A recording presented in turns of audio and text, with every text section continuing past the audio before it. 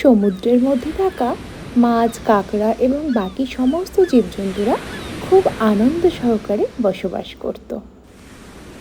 একদিন মা কাঁকড়া তার ছেলেকে বলল, হ্যাঁ রে, তুই সবসময় এইরকম পাশের দিকে সরে সরে হাঁটিস কেন?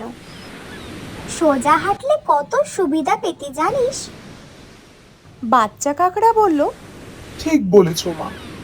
তুমি যদি আমায় একবার দেখিয়ে দাও কি করে সোজা হাঁটতে হয়, আমি কথা দিচ্ছি আমিও তারপর থেকে সোজা হেঁটে যাব।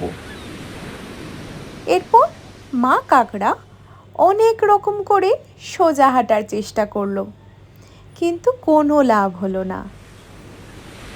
বাচ্চা কাঁকড়ার প্রতিবাদের পাল্টা জবাব দেওয়ার সাধ্য আর হলো না তার। ছোট্ট বন্ধুরা, আজকের এই গল্প থেকে তোমরা কি শিখতে পারলে? আজকের নীতিবাক্য হলো, নির্দেশ দেওয়ার বদলে বরং উদাহরণ দিয়ে দেখানো উচিত। এর মানে হলো, নিজে যদি সঠিক পথে না যাও তাহলে অন্যকে সঠিক পথে চালনা করতে তুমি কখনোই পারো না, আর সে তোমাকে কখনোই তার জন্য বিশ্বাস করবে না। তাই নিজেকে সবসময় সঠিক পথে চলতে হবে, তারপরে তুমি অন্য কাউকে সঠিক পথে চালাতে পারবে।